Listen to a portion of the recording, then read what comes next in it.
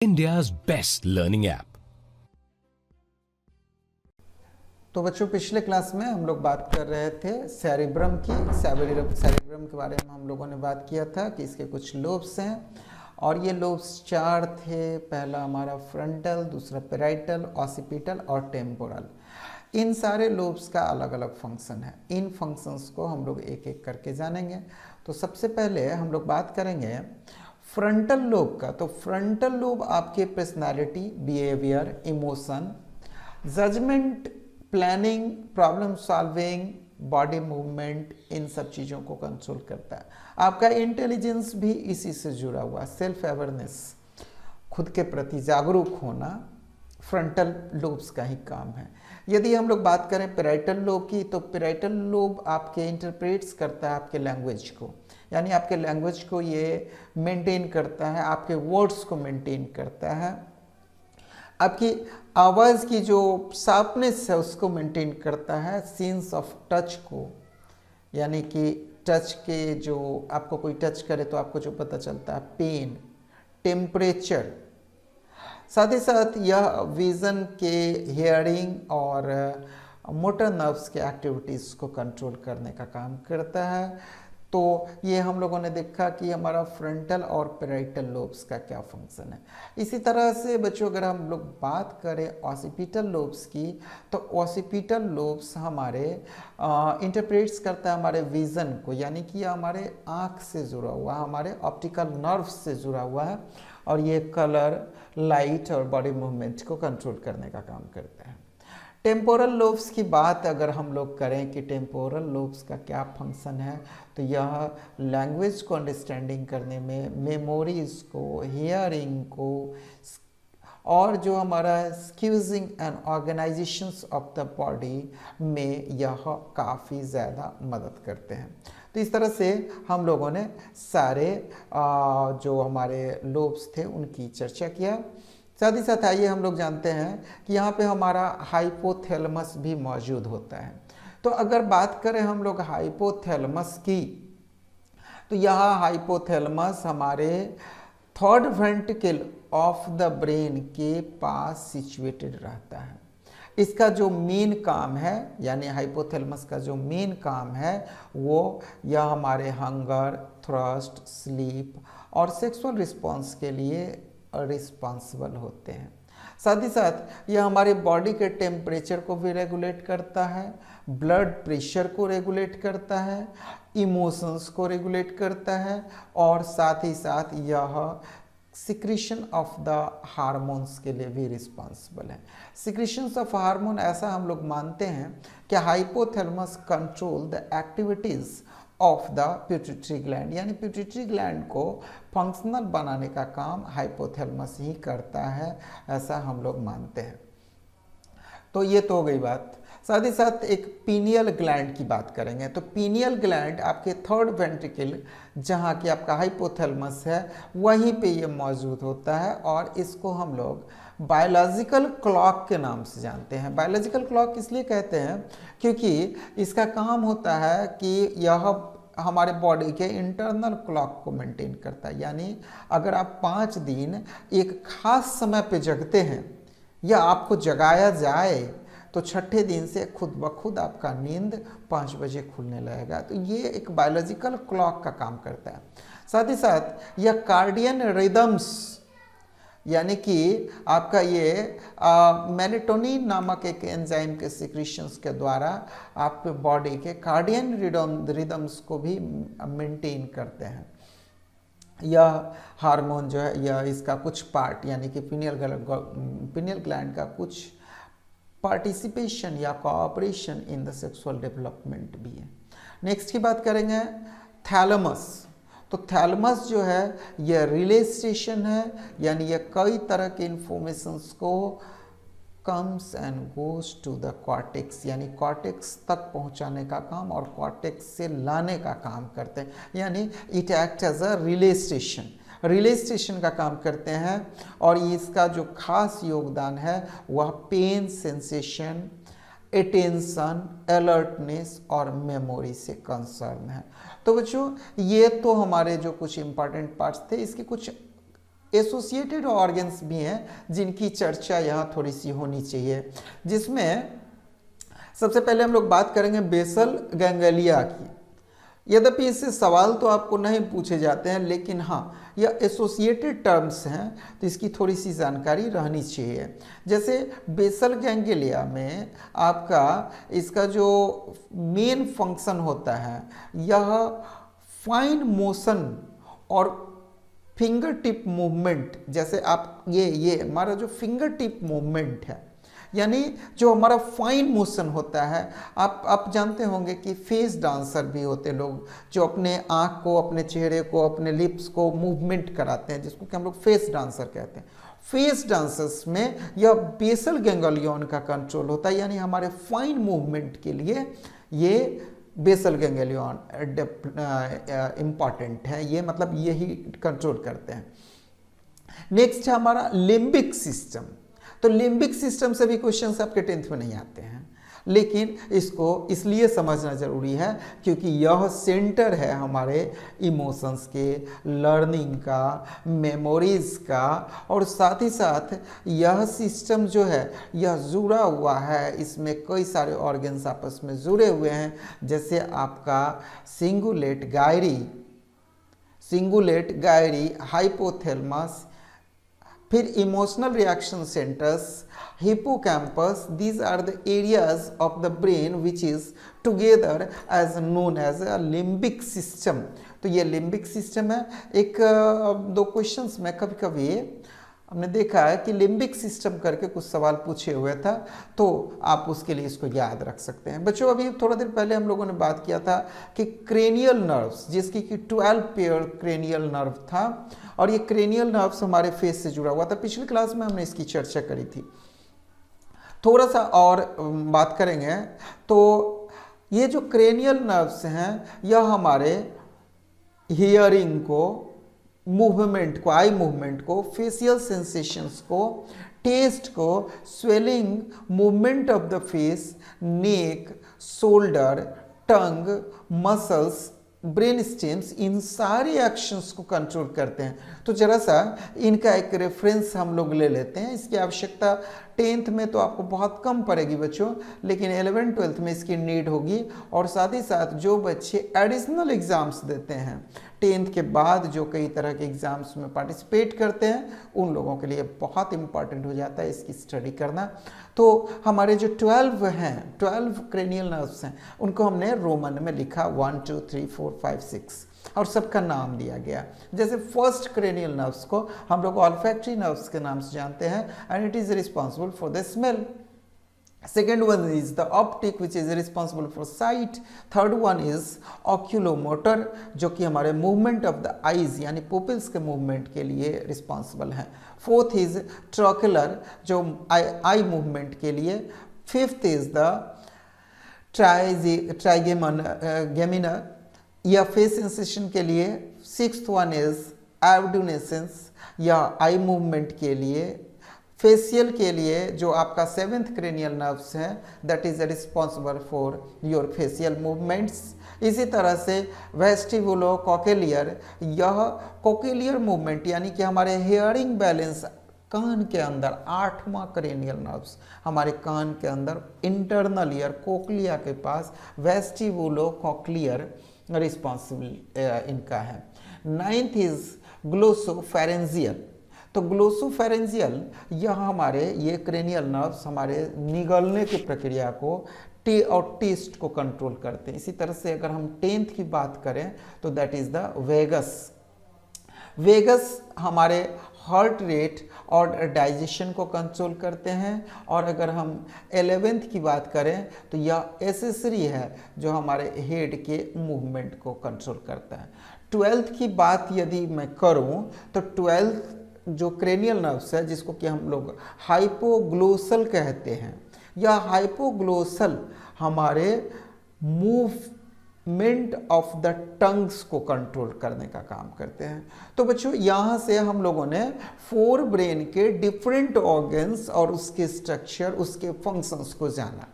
तो बेसिकली हम लोग फोर ब्रेन में जिन ऑर्गन्स की चर्चा किया उसमें हमारा था सबसे पहले सेरिब्रम। सेरिब्रम के हमने 4 सेंटर्स को पढ़ा, जिसमें कि आपका फ्रंटल, पैराइटल, ऑसिपिटल और टेम्पोरल थे। इसके बाद हमने हाइपोथैलेमस के बारे में पढ़ा, थैलेमस के बारे में पढ़ा, फिर हम लोगों ने इसमें जानकारी लिया पीनियल ग्लैंड क्या होता है, तो ये सारे, फिर क्रेनियल नर्व्स की चर्चा हुई। तो बच्चों एक यहाँ से एक जो खास हमारा इम्पॉर्टेंट टर्म है जिसकी कि फर्स्ट क्लास में चर्चा नहीं हो पाई थी समय अभाव में, तो आज अभी हम लोग उसकी चर्चा कर लेते हैं, that is the meanings. Meanings क्या होता है? हमारे मस्तिष्क के सबसे ऊपर ये बोनी स्ट्रक्चर है जिसको कि हम लोग कहते हैं क्रेनियम। क्रेनियम यानी it is a hard brain box. Inside the box our brain is covered with so many layers, और इस सो मेनी लेयर्स को हम लोगों ने नाम दिया मीनिंग्स। अगर बात करें ब्रेन और स्पाइनल कॉर्ड की, तो इनकी मीनिंग्स में बहुत ज़्यादा का अंतर नहीं होता है। तो हम कह सकते हैं कि our brain and spinal cord are covered and protected by the 3 layers of tissues. कितने लेयर्स के? 3 layers of tissues. That 3 layers of the tissues are known as meninges. उसको हम लोगों ने नाम क्या दिया? मीनिंग्स। अब इस तीनों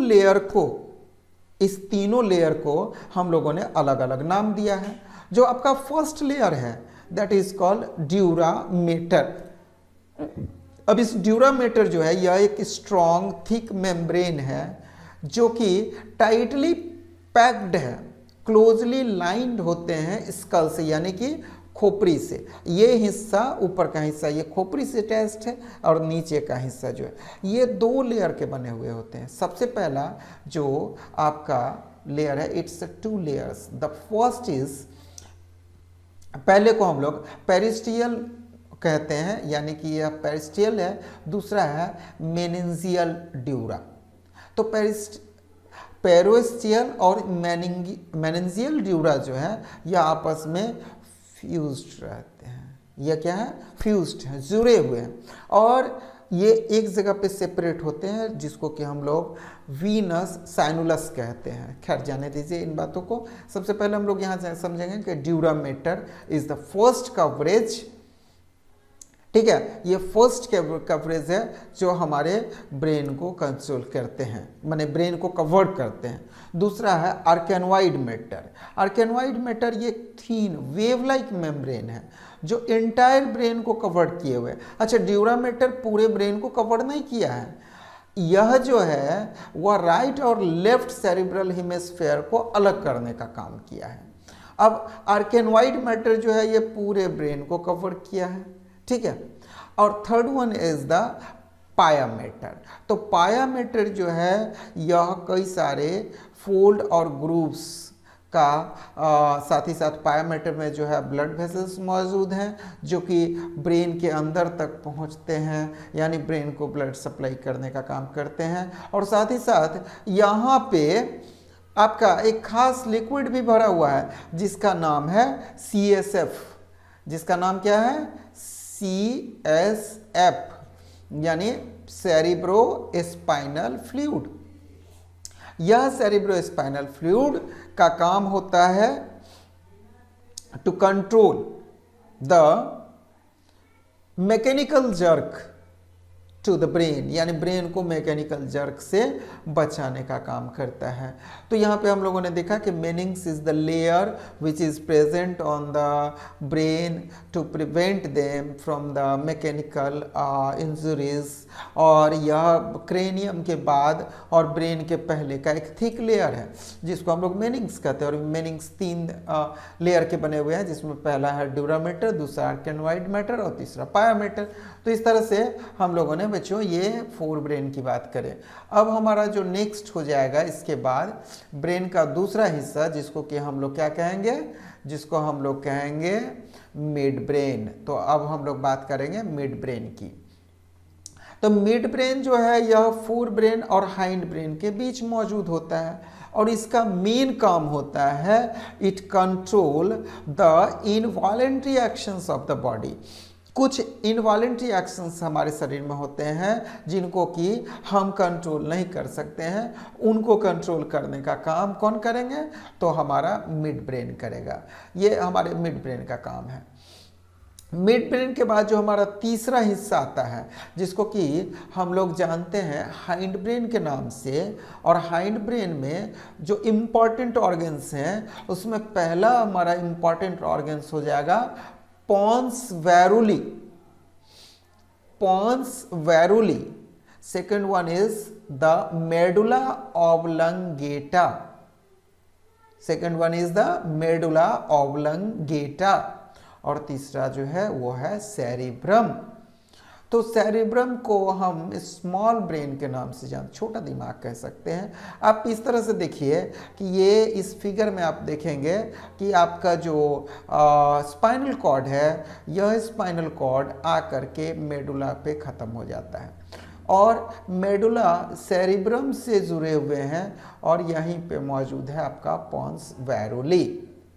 यहीं पे मौजूद है पोन्स वैरुली।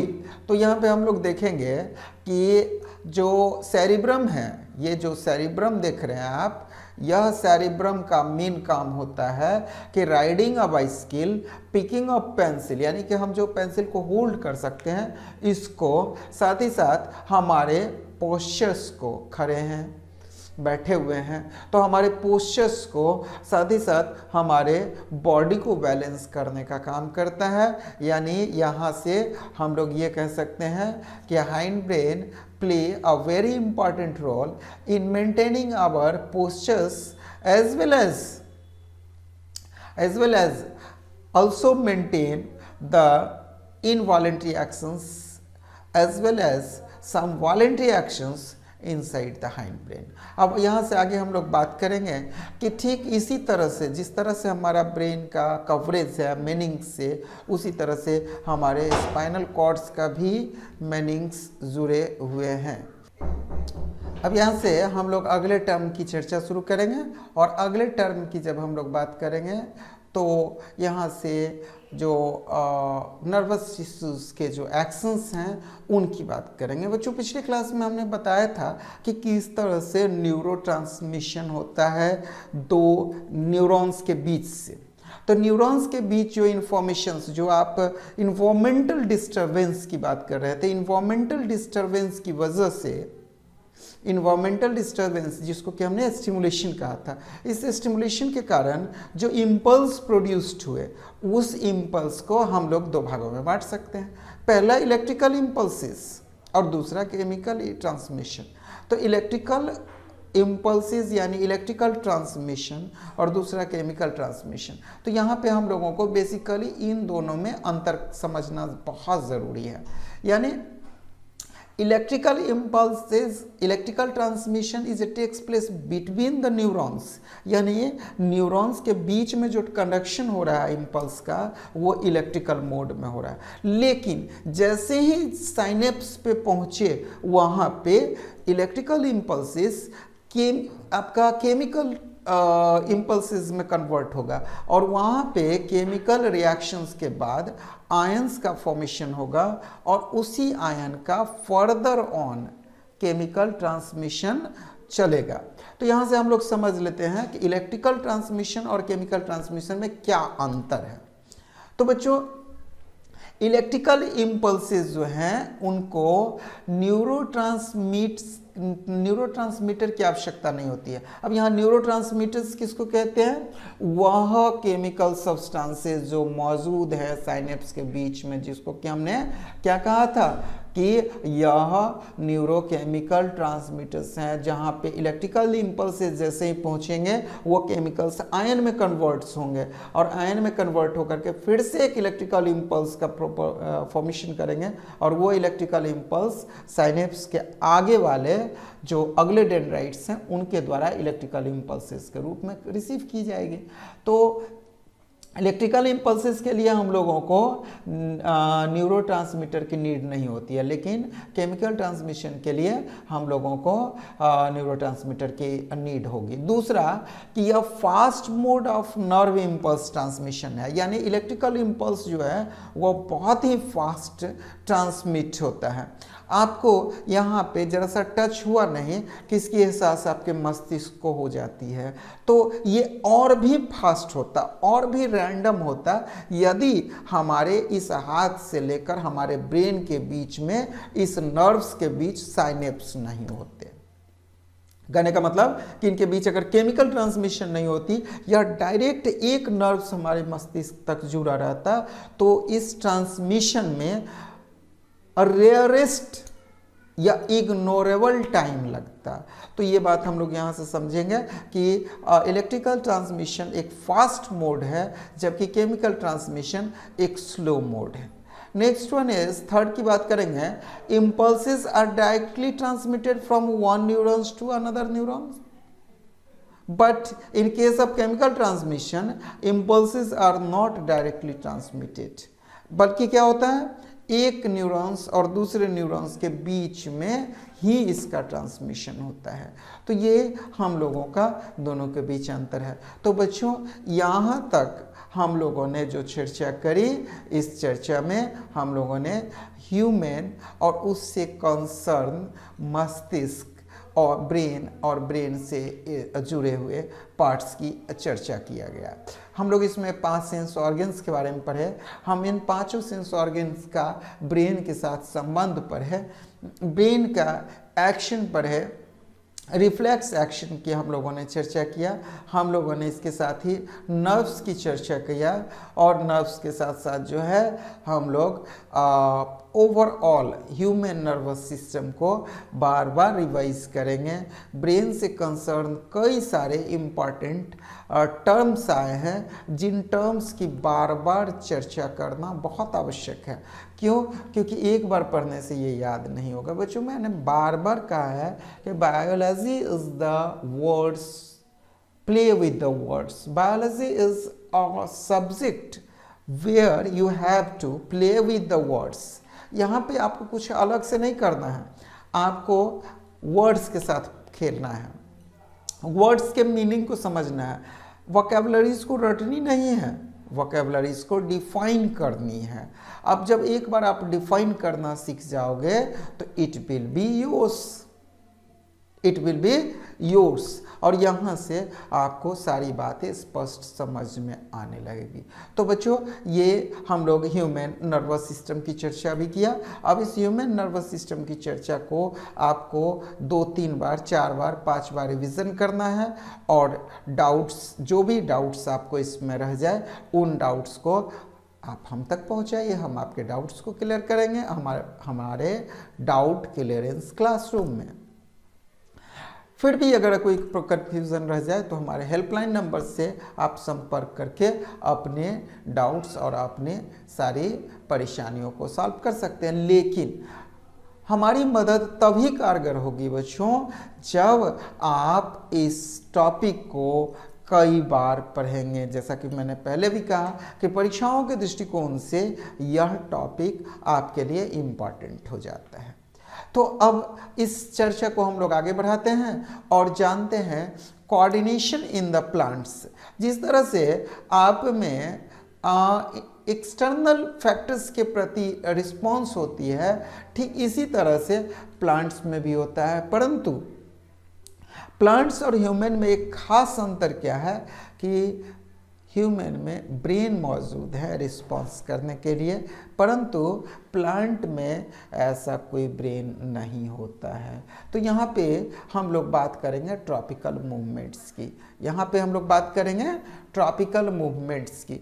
तो अगर कोऑर्डिनेशन इन द प्लांट्स को पढ़ा जाए तो कोऑर्डिनेशन इन प्लांट में सबसे जो पहला टर्म हम लोगों के पास आता है वो है ट्रॉपिज्म। तो कंसर्न क्वेश्चन हमारा होगा ट्रॉपिज्म से कि ट्रॉपिज्म कहते किसको हैं, और इस चीज़ की चर्चा के लिए हम लोग सबसे पहला जो टर्म यूज़ करेंगे वो होगा हमारा फोटोट्रॉपिज्म। फोटोट्रॉपिज्म, जियोट्रॉपिज्म, हाइड्रोट्रॉपिज्म, एटसेट्रास, इनकी चर्चा हम लोग करेंगे। और इस ट्रॉपिज्म से हम लोगों के बहुत सारे कॉन्सेप्ट्स क्लियर हो जाएंगे। बिफोर दैट एक छोटी सी हार्मोन्स का रेफरेंस ले लेते हैं ताकि इससे हम लोग को ज़्यादा क्लियर कॉन्सेप्ट क्लियर हो जाए, जिसमें सबसे पहला हमारा ऑक्सीन की बात करेंगे। तो ऑक्सीन एक ऐसा हार्मोन है जो प्रमोशनल हार्मोन के रूप में जाना जाता है। प्रमोशनल हार्मोन कहते हैं जो पौधे के लंबाई को बढ़ाए।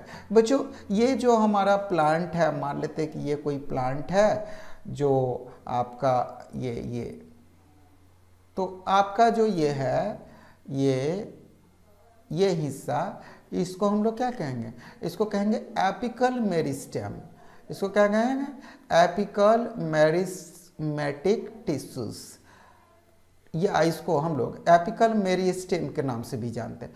तो ये हिस्से का जो ग्रोथ है या फिर इस हिस्से का जो ग्रोथ है that get controlled by the oxygen. इसको कंट्रोल कौन करता है?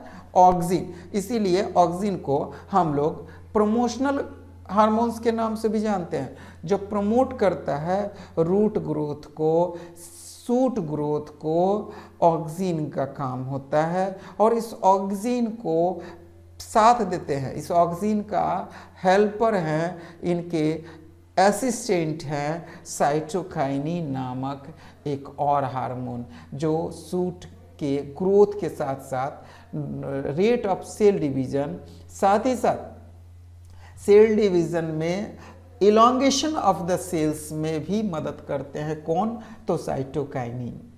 तीसरा हमारा हार्मोन है जिसका नाम है गिबरलिन, और गिबरलिन्स प्रमोट करता है हमारे पौधों में फ्लावरिंग को प्रमोट करने का काम गिबरलिन नामक एक हार्मोन करता है। Next one is our abscisic acid. Abscisic acid का काम होता है कि यह ग्रोथ को रिटार्ड करता है, और ये इन तीनों हार्मोन के अपोजिट में चलता है।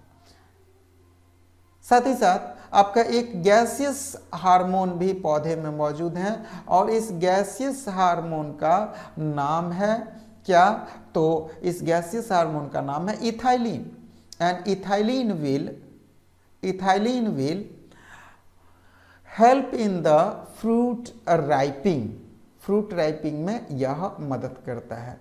तो बच्चों यहाँ से अब हम लोग जो चर्चा में लाने वाले टॉपिक है वो, जैसा कि हमने शुरू से कहा था, ट्रॉपिज्म यानी मूवमेंट ऑफ द प्लांट, यानी response of the plant.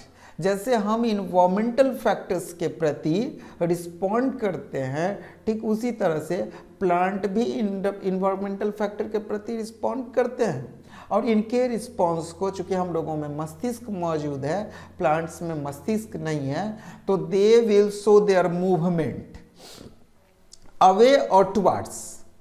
They will show their movement either towards the tropism, towards the stimulation, और अवे द स्टिमुलेशन। तो यहाँ पे हम लोग चर्चा इसी की करेंगे। जैसे फोटोट्रॉपिज्म, सबसे पहला हमारा जो है फोटोट्रॉपिज्म। तो बच्चों फोटो का मतलब होता है लाइट, और ट्रॉपिज्म का मतलब होता है मूवमेंट। तो यदि कोई पौधा लाइट के प्रति रिस्पॉन्ड शो करता है, रिस्पॉन्ड होता है, तो इसको हम लोग कहेंगे मूवमेंट पॉजिटिव फोटोट्रॉपिज्म, यानी movement of the plants towards the light is called positive phototropism. लेकिन यदि पौधे का कोई हिस्सा लाइट से दूर जा रहा हो तो उसको कहेंगे निगेटिव फोटोट्रॉपिज्म। अब इसका एग्जांपल आप देखो कि शूट का मूवमेंट होता है towards the light, that's why we can say कि shoot shows positive phototropism while root shows negative phototropism. अब इसी तरह से हमारा नेक्स्ट है जिसको ग्रेविटोट्रॉपिज्म या जियोट्रॉपिज्म के नाम से जानते हैं। इसका दूसरा नाम आपका जियोट्रॉपिज्म है। जियोट्रॉपिज्म, जिसमें क्या होता है कि पौधे का मूवमेंट टुवार्ड्स द ग्रेविटी। अगर पौधे के किसी हिस्से का मूवमेंट टुवार्ड्स द ग्रेविटी होता है तो इसको हम लोग कहेंगे पॉजिटिव जियोट्रॉपिज्म। और पॉजिटिव जियोट्रॉपिज्म आप किस में देखते हैं? रूट्स में देखते हैं। और पॉजिटिव के अगेंस्ट में ऊपर की ओर बढ़ता है, यानी ग्रेविटी के अगेंस्ट में बढ़ता है। कौन? स्टेम। तो इसको हम लोग कहेंगे stem shows negative tropism. Next one is our hydrotropism. तो हाइड्रोट्रॉपिज्म का मतलब हो गया movement of the plant to the water. Movement of the plant या movement of the parts of plant towards the water is called hydrotropism. और इस hydrotropism का example हो सकता है कि root shows positive hydrotropism, shoot shows negative hydrotropism. Chemotropism में हो जाएगा मूवमेंट ऑफ द प्लांट्स और parts of the plant towards the chemical is called chemotropism. और इस कीमोट्रॉपिज्म का एग्जाम्पल आप देख सकते हैं कि आपका स्टेम में भी शो होता है। एक बहुत ही फेमस एग्जाम्पल है इसका, जो एग्जाम्स में पूछ भी देते हैं, यानी पॉलन ग्रेन, पॉलन ट्यूब का निर्माण होता है, पॉलन ग्रेन का मूवमेंट टुवर्ड्स द ओव्यूल्स। तो ये जो मूवमेंट है यह आपका कीमोट्रॉपिज्म का एग्जाम्पल हो सकता है। इसके अलावा रूट्स का डेवलपमेंट फर्टिलाइजर्स के लिए कीमोट्रॉपिज्म का एग्जाम्पल हो सकता है। तो बच्चों यहाँ से हम लोगों ने फोटोट्रॉपिज्म, जियोट्रॉपिज्म या ग्रेविटोट्रॉपिज्म, हाइड्रोट्रॉपिज्म, कीमोट्रॉपिज्म की चर्चा किया। एक और ट्रॉपिज्म है जिसको हम लोग कहते हैं थिंगोट्रॉपिज्म। तो थिंगोट्रॉपिज्म का मतलब होता है बच्चों जहाँ पे किसी ऑब्जेक्ट के प्रति मूवमेंट हो, जैसे tentacles of the creepers, creeper में जो टेंटिकल्स बनते हैं वो जाकर किसी ऑब्जेक्ट से लिपट जाते हैं और उससे पौधों को सपोर्ट मिलता है। तो यहाँ जो मूवमेंट शो कर रहे हैं इसको हम लोगों ने नाम दिया है थिंगोट्रॉपिज्म। तो थिंगोट्रॉपिज्म हम लोग समझ गए। इसके अलावा एक और मूवमेंट होती है प्लांट की जिसको हम लोग कहते हैं नॉस्टिक मूवमेंट। तो नॉस्टिक मूवमेंट क्या होता है? Non directional movement of the plant to any environmental actions या इन्वायरमेंटल डिस्टर्बेंस, यानी किसी इन्वायरमेंटल डिस्टर्बेंस या किसी फैक्टर के प्रति बिना किसी रिस्पांस का पौधे का जो ग्रोथ होगा उसको हम लोग कहेंगे नॉस्टिक मूवमेंट। तो बच्चों यहाँ पे हम लोगों ने इन सारी चीज़ों की जानकारी लिया। इनका आप रिवीजन करें, एक बार रिवीजन करें, 2 बार रिवीजन करें, 3 बार रिवीजन करें, फिर भी प्रॉब्लम्स रहे तो चिंता की बिल्कुल बात नहीं है। हमारे डाउट क्लियरेंस सेशन में आपके सारे डाउट्स का समाधान किया जाएगा। तो डाउट क्लियरेंस क्लास के लिए कांटेक्ट करें और साथ ही साथ रिवीजन की प्रक्रिया को जारी रखें। अगले क्लास में हम लोग endocrine glands in the animals की चर्चा के साथ फिर से बैठेंगे, पढ़ेंगे और अपनी बातों को, अपनी जानकारी को बढ़ाएंगे। आज के लिए इतना ही। Thank you. India's best learning app.